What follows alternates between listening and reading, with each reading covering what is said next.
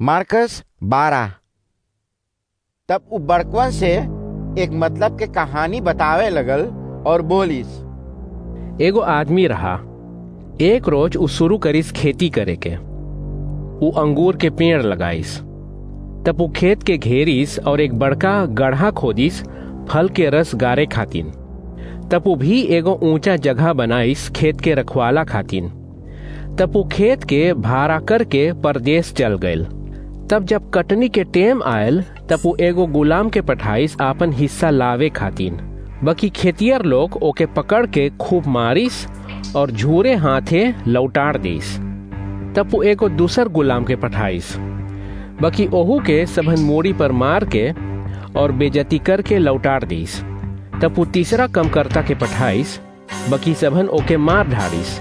और ऐसे ही उ ढेर कमकर्तन के पठाइस। बाकी खेतियर लोग कौनो कौनो के मारिस और कौनो कौनो के मार ढारिस। तब खाली एक जने बचल और वो ओकर प्यारा बेटा रहा। तब वो अपने में सोचिस, उ सब हमार प्यारा बेटवा के जरूर मान जान करी और ओके पठाइस। बाकी खेतियर लोग जब बेटा के आवत देखिस तब बोलिस, देख मालिक के बेटा आवे हई। कुछ दिन के बाद खेत ओकर नाम पर हो जाई। चली ओके मार ढाड़ी जा, तब खेत हम लोग के हो जाई। तब सबन ओके पकड़ के मार ढारिस और ओकर लहास खेत में से बिक देइस। और यीशु बोलिस, तो लोग का सोचे हई? जमींदार खेतियर लोग से का करी? उ अपने आय के उ सबके मार ढाड़ी और खेत के दूसर कोई के ऊपर सौंप देगा। उ बोलिस, तू लोग तो परमेश्वर के पुस्तक में ई सब बात पढ़ले हई। उ ईटा जौन घर बनावे वालन बेकामिल मानत रहा, उ ऐसन जगह पर धरल गईल कि उ सब एकवन ईटा के रास्ता दिखाएगा। ई काम प्रभु करिस हई और हम लोग के खात बहुत महान हई। बड़कवन समझ गयल रहा कि यीशु उ सब के बारे में बतियात रहा। ओही से उ सब मांगत रहा ओके पकड़े। बाकी उ सब डेरात रहा कि झुंड लोग गुस्साए जाई। तब उ सब ओके छोड़ के चल गईल। कुछ देर बाद बड़कवन एकाध गो फरीसी लोग के और राजा हेरोदेस के कुछ शामिल वालन के यीशु के पास पठाइस। उ सब मांगत रहा ओके कुछ उल्टा बोलवाई के फंसावे, तब उ सब ओके पकड़ सकत। तब जब उ सब ओकर लगे पहुंचल तब बोलिस, मास्टर जी, हम लोग जानिला कि तू सच्चा आदमी बाटे और दुई मुंह से ना बतिया हई। तू मनई के मुंह ना देखे हई, बाकी खाली परमेश्वर के सच्चाई सिखावे हई। अब हम लोग मांगिला तो से एक बात पूछे, ठीक हई रोमा के महाराजा के ड्यूटी के पैसा भरे के कि ना? बाकी उ सब के खराब सोच विचार जानत रहा।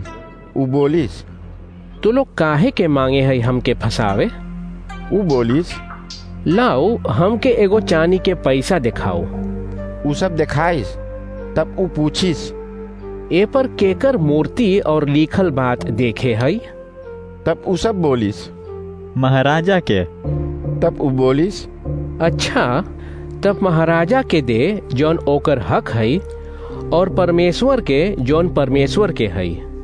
तब उ सबन ई बढ़िया बात से एकदम अचंभो हो गईल। तब एकाध गो सदूसी यीशु लगे आयल। उ सब बोले है कि इंसान लोग मौत से ना जी उठेगा। तब उ सब उसे बोलिस, मास्टर जी, तू जाने है मूसेस कौन परमेश्वर के हुक्म लिखिस रहा ब्याह करे के बारे में। जब एगो आदमी मर जाए और ओके लड़का ना रही तब ओकर भाई के चाहे ओकर औरत से ब्याह करे के। तब पहला बेटवा मरल भाई के नाम पाए। मान ले कि 7 गो भाई रहा। तब पहला वाला के ब्याह भइल। तब वो मर गयल और ओके लड़कन ना रहा। तब एक दूसर भाई औरतिया से ब्याह करिस। तब वो भी मर गयल बिना लड़कन के। और ऐसे ही तीसरा वाला औरत से ब्याह करिस और एकवन भी। बाकी सब मर गयल और एको भाई से लड़कन ना भयल। तब अंत में औरत भी मर गयल। उ सब बोलिस, अब हम लोग मांगिला तो से कुछ पूछे। जब ई मनई लोग जी उठी तब औरत केकर रही? सब 7 आदमी तो ओकर भी होता रहा। तब उ बोलिस, तू लोग परमेश्वर के बात और ओकर शक्ति न जाने हई।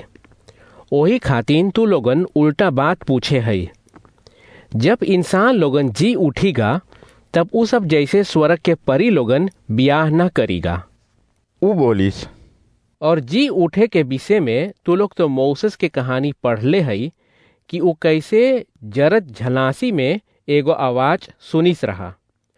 परमेश्वर हुआ पर उसे बोलिस रहा, हम तोर बाप दादा अब्राहम के परमेश्वर बाटी, ओकर बेटा इसहाक के और ओकर पोता याकूब के भी।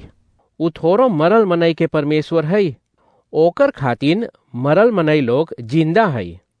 ऊ बोलिस, तू लोग परमेश्वर के बात एकदम से उल्टा समझे हई।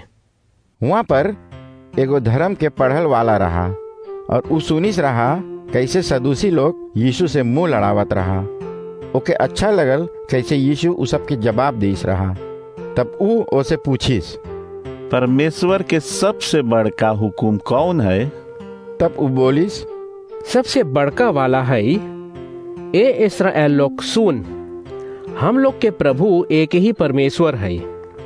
तोके चाही ओके आपन दिल भर, तन मन और सब बुद्धि और शक्ति से प्यार करे के। और दूसरा बड़का हुकुम है, जैसे तू अपने के चाहे है ओइसने एक दूसरे के प्यार कर। ई दोनों से औरो बड़का हुकुम ना है। तब पढ़ल आदमी बोलिस, हाँ मास्टर, तू सच बोल रहे है। प्रभु एक ही परमेश्वर है, ओके छोड़ के एक को दूसर ना है। ओके सब रकम दान देवे और बलिदान करे के अच्छा है, बाकी ओके आपन दिल भर से, सब बुद्धि और शक्ति से प्यार करे के और दूसरे के चाहे के जैसे अपने के औरो बढ़िया है। ऊ देखिस कि आदमी सब बात ठीक से समझे है।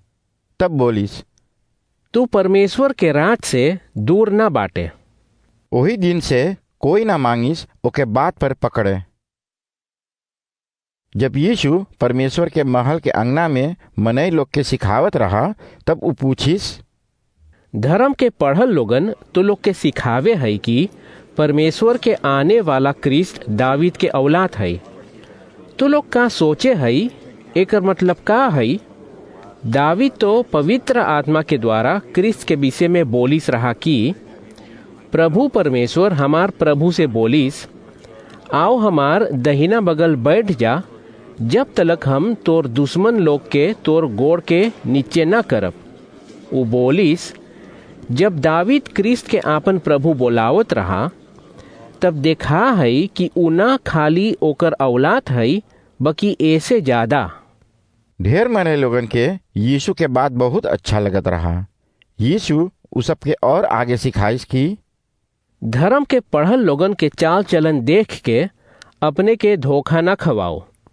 उ सबके बढ़िया लगे है घूम घूम के आपन लंबा कपड़ा से आपन ऊंचा दर्जा दिखावे के। उ सब खुशी होवे है जब बाजार में मनई लोग उ सबके बड़का मान के पालगी करे है। और जब उ सब प्रचार के घर की तो नौता जा है, तब उ सबके अच्छा लगे है सबसे बढ़िया जगह पर बैठे के। उ सब विधवा लोग के घर द्वार चलाकी से हड़प लेवे है और उ सब देर तलक प्रार्थना करे है दिखावे खात कि उ सब कितना भक्ति है, बल्कि परमेश्वर उ सब के एकवन से ज्यादा सजा देगा। यीशु पैसा के बाकस के नगीच बैठल रहा। एमन मनई लोगन पैसा डारत रहा परमेश्वर खातिन। उ ध्यान लगाए के ताकत रहा कैसे मनई लोग आवत जात रहा और कपड़ों के पैसा ओमा डारत रहा। ढेर धनी लोगन चानी के पैसा डारिस। तब एगो गरीब विधवा भी आयल और ऊ दुईगो कपड़ों के पैसा बाकस में डारिस। तब यीशु अपन चेला लोग के सनकियाए के बोलिस, देखले, हम तो लोग से बोलीला कि ई गरीब विधवा उ सब धनी लोग से ज्यादा दारिस है। उ सब तो आपन ढेर में से थोड़ा से देइस, बल्कि विधवा के थोड़ा से रहा तब वो सब देइस। ई ओकर सब सौदा पानी के पैसा रहा।